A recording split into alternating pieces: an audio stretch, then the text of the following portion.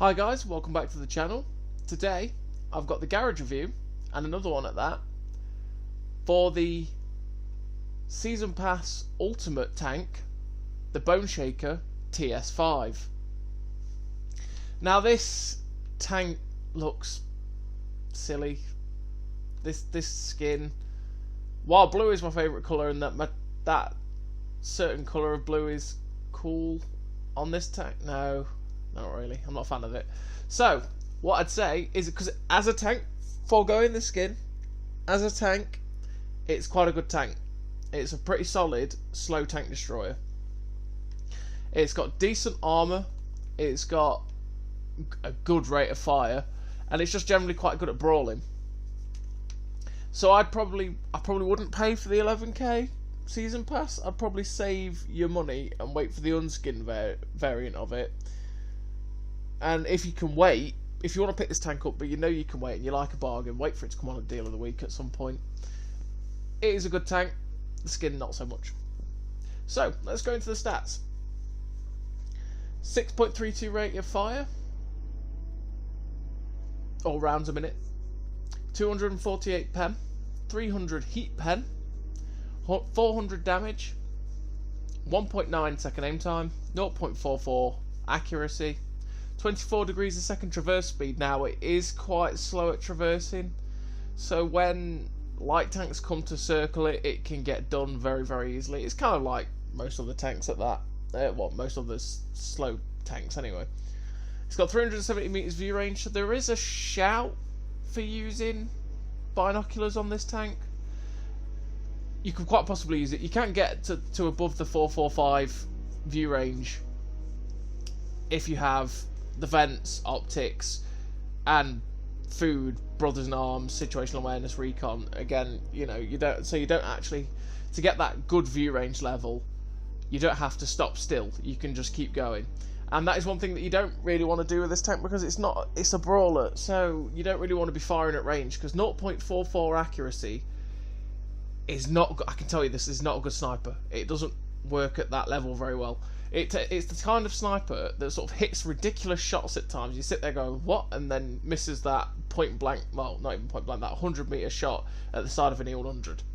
That's the kind of accuracy it's got. The 1.9 aim time is very good for those close range encounters, because if you're going at full tilt, which full tilt is like 26 kilometers an hour, you can zoom, as soon as you stop, your aim goes straight in very quickly. It's very good.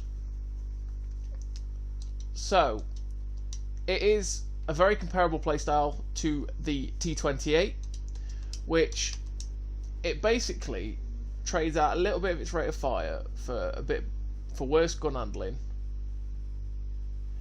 I don't know, it's very, very similar to the T28. If they brought it across like it had on PC, it would have had a better rate of fire than the T28 for the worst gun handling. But that's because on PC they did buff the T28, and the Boneshaker is basically the new style T28 skin, well, new style T28 model from PC. But what PC did is they created the T28, and it's slightly more boxy, the T28 model. The model is basically slightly more boxy, and this is way more curved. So this can't take a hit as well as the Boneshaker can.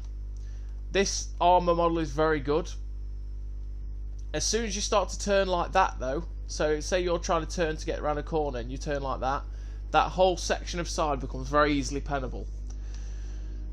So let's look at the other stats for it. So we've got 12.5 horsepower per ton, 26 km/h top speed, 20% fire chance, so if you get hit in that engine deck, in that engine at the back, that is probably going to fire. Some fire. It's not the best, but really you don't want people around your back, you want them at your front. So the 12.5 horsepower per ton isn't the best, but from my experience it does get up to speed quite nicely, and it's alright. It's pretty nice, to be fair. So this 120mm gun, reload time, base reload that is 9.5. We'll see what it is fully pimped when you get into the replays. 1.9 second aim time, which again, like I say, very good. The 0.44 accuracy, we're going over this again. The accuracy on moving the tank is 1.83, which is quite good, but in my experience, because of the poor 0.44 accuracy, it's terrible at firing on a move. The accuracy on rotating the tank is 0.58, so your bloom won't become absolutely huge. So when you have to sort of swivel round, you bloom, you aim, it won't take forever to aim in. It'll be fine. Now, the one thing I do have an issue with this tank is the 5 degrees of gun depression. Now, obviously, I'm not a fan of tanks with no gun depression, but if you look at the T-28, it also gets 5, but it's slightly lower to the ground. So that means you can use it a little bit better. On the Boneshaker, the gun is slightly higher up, and to be honest, I'd rather it had a little bit more, maybe 6 or 7, because the way this tank is, if you look at this armour, look how heavily armoured that front bit is. When you're facing on, this is a ridiculously strong tank. Okay? The lower plate, even though this silly garage means I can't show you the lower plate, you want to shoot below the gun. So you want to avoid, obviously, the gun mantlet, and the part you want to shoot is directly below the gun. You don't want to shoot the proper underside, because it will just ricochet, because it's auto ricochet angles. That cupola on top is basically, it is a weak spot, right? It is a weak spot, but it's like kind of like the T-28, not T-28, the T-95.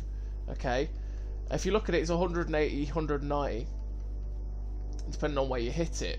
But it's kind of like the T-95 in the fact that it is a weak spot, but it's one of those weak spots that you shoot, and sometimes you'll pen, and then sometimes it'll just give viewport damage randomly, because that's just the way it's kind of the way it's angled, I'd say.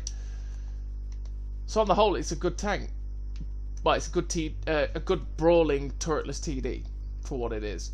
The camera rating at 27% is also very nice, so if you do want to play more stealthy, you can do that quite well. The shell velocity, 860 on the AP, not that good. For some reason, the heat gets better velocity at 1050. Again, I don't understand, and it's something I said about on the Spear Panzer as well. I don't get it when heat, which is usually on everything else, is a slower round than all the others, is faster than the standard rounds. I don't get that. It should always be the other way around. But again, who am I to say? So I say that traverse speed is not great. It's an okay tank. It is probably worth picking up if you like slow turretless sort of brawling TDs that can take hits from the front. But like I said, I'd wait till the unskinned variant is out. So the equipment I run on it is rammer, vents, and optics with food. But you could quite easily switch out the optics for binocs. Like I say, if you want to push that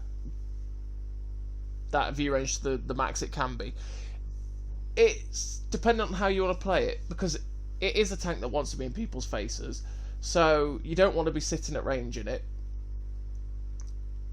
So if you're going to be doing that, then optics and vents are definitely more worth, because you're going to be at those sorts of ranges where you don't want to be stopping to spot people. So on the whole, it is an okay tank. I'd probably recommend waiting for the unskinned variant to come out. I'd definitely recommend that. But if you can't wait, it's probably worth picking up. I've found that the armour on it is very good until it's not. Sometimes the armour decides, nah, I'm not working, and that cupola gets penned like 1-0. Or the lower plate gets buttered, which is my point with the gun depression. I'd like it to have like 6 or 7, because when you come over a ridgeline, you can actually use the gun when you're coming over and you don't have to fully expose yourself, and in that way you can hide the lower plate, which is the weak spot, and you can make that cupola more angled, pretty much. So as always, everybody, I'll see you in the replays. So here we are. we're on Kunas, and we're on the normal spawns, the ones that they first released when it came out. And we're in a turretless TD that's also an assault tank. So we're going to go to the town, because that is where we want to be in this thing. So again, this was on stream when I was showing them all off. It's a nice game. You want to get from this just how sort of slow it is. Its top speed obviously is 26, and we're going at currently 25 or 26. We've got auto drive on. It is a cruise control tank, so you just push whatever button you've got auto drive set to on your control pad. For me, it's the up button, and you just let go, and you just put the control down for a bit and wait till you get to the action, because it is very slow. It's not, but I do, because I'm a person that really enjoys brawling on this game. I enjoy being in a good brawl, and this tank is very good for that. But the problem is you've got to get it into the position to be able to brawl, so it's a bit painful at times. Now, what I've found with Kunas recently is that no one really seems to go to the town. They all go up north from their spawn. No one really comes here. And then I never really end up in any fight every time I come here. But then other times when I don't come to the town, their team does. It's weird. So the first target, 40 TP. And it goes to the only place that shot could have missed. Went just wide. Second shot flies in though, 389. Get a grip with that reload.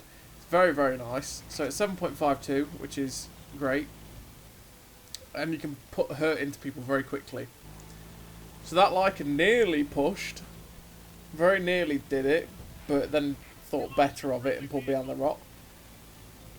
The Pershing sadly pulls in front of us and then pulls back in front of us, which is very unhelpful. I don't get why he did that, but there you go. That Lycan played the lottery then. He went, oh no. So we pop a nice shot into the liver, hopefully tracking him, but I think he repairs it. And now the Lycan makes his move, and there's the gun depression issue. We hit a small little bump in the ridgeline there, and therefore we can't get the gun down to shoot him. So we get shot in the side by the lurver, who comes out. That Lycan is still being a pain on our right, but luckily he can't shoot us here, so we pulled back so we can't. We're trying to fathom a shot on that Leo, but unfortunately we hit the dirt. It wasn't really on, to be honest. We've got this Ariete who pens us in the lower plate, but bounces the other two.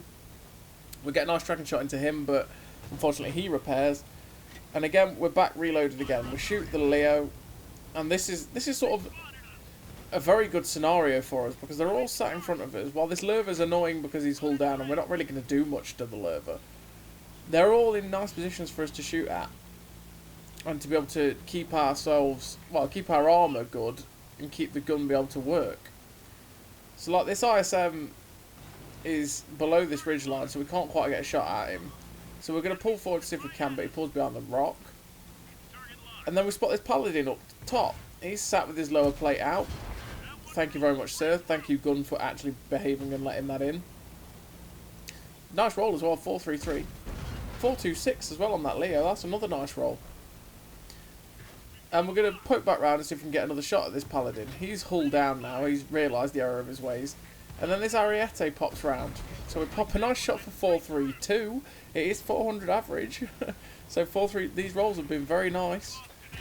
And we shut down the ISM as well. Now the Ariete is gone. That Paladin up there is a bit of a pain, but we're kind of thinking he won't be able to pen us. And we're trying to pen him, which is, again, when he's hull down, the Paladin, the Carnarvon Action 10's got a pretty nice turret, especially with the Space Armor on it. It's better than the old Carnarvon used to be, anyway, with that same turret. But fortunately, he gets shut down by the two TDs behind us, who have much better pen than we do. And then we're going to push on this lurver. The Leo tracks us, which was slightly annoying. The tracks go back up. We luckily bounce the lurver. We pop a nice shot into his lower plate. And we're just going to duck into the rocks, cover the lower plate. Again, now I'm sort of expecting that he might pen me, but I'm just going to put the shot in. I know I've got a better reload than him, so that was all right. We bounced the SU-130. Like I say, if they hit the upper structure, they're going to bounce quite easily on it. And we bounced him and shot him down. Now we're just chasing this Leo. And if we come up this way anyway, we should have shots at the TD and the two other guys over there. So this is probably the best way to go anyway. But this is a random place that has bog ground. So it just any like terrain resistance is just destroyed in this little section. So you go really slow. And sometimes it's more beneficial just to go around the outside and cut in rather than go the way I just did. So we shut down that Jagdpanzer 4. And we're going to see if we can get a shot at this Leo. He's hiding from us behind this building, but then he makes a mistake. We get kind of lucky because we actually aimed at the building then, and it flew into the gap next to it and shut him down. So we end up with 5 kills, 4.1k damage, 2400 blocked. And generally a nice game, and it kind of shows the capabilities of what this tank can be like if everything sits in front of it and lets you work them over with the gun and use the armour.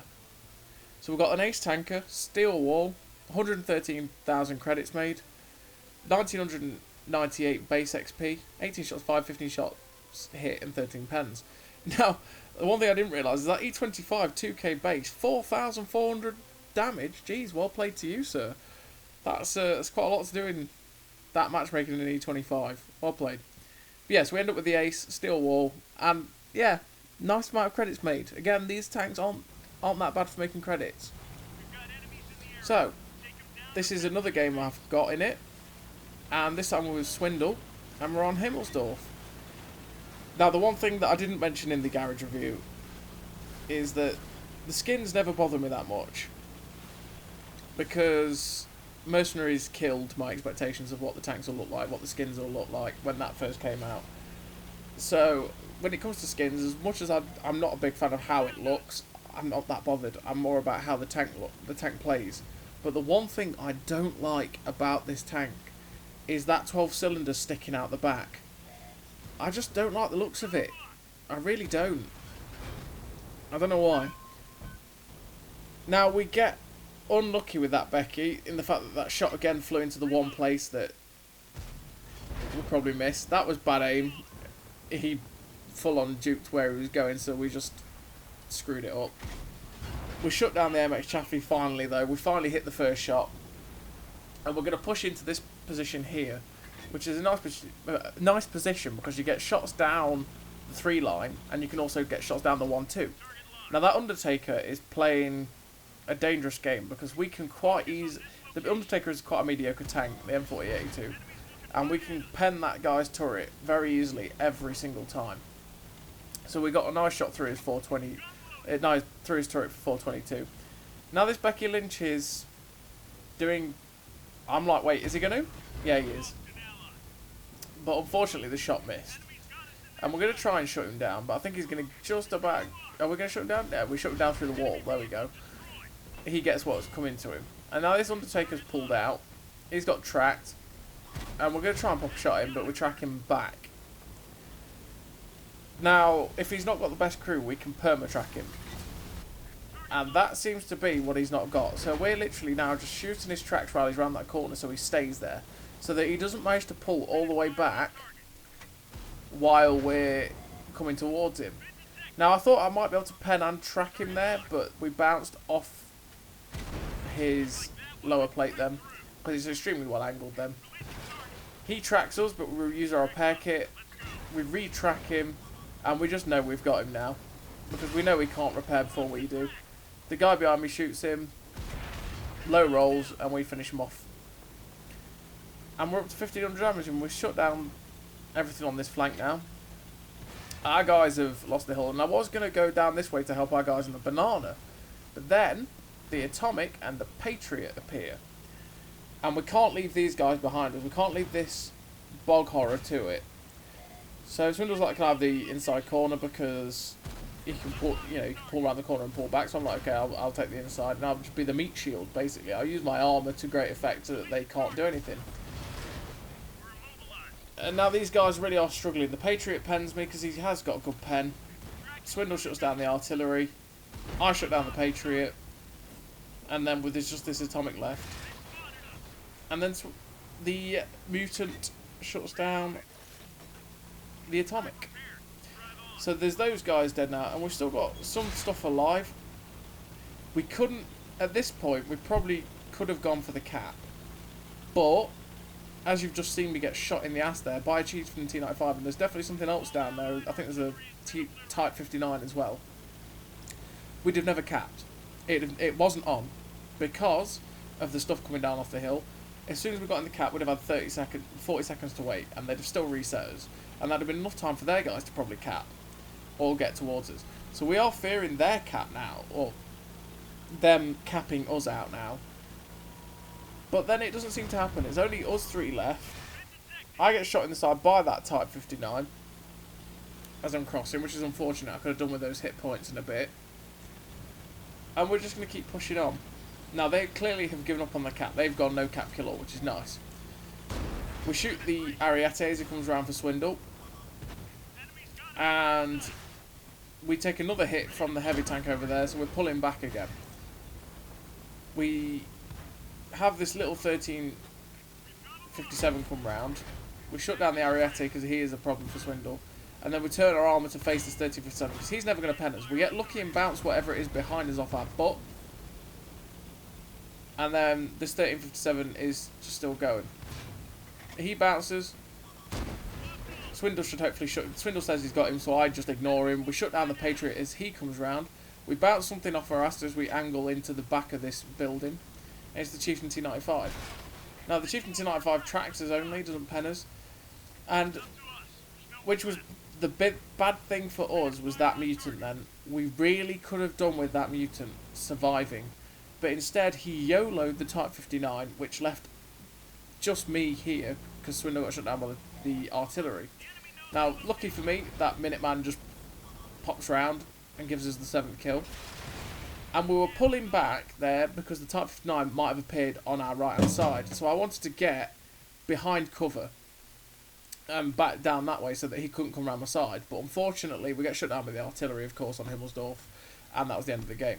So we got an Ace Tanker, High Caliber, Devastator, Top Gun, 4.5k damage, 1000 assistance, and a nice game again for the Boneshaker. And again, it's another game of showing off how good it is when you've got things in front of you and you can just keep working them over with your gun and bouncing things.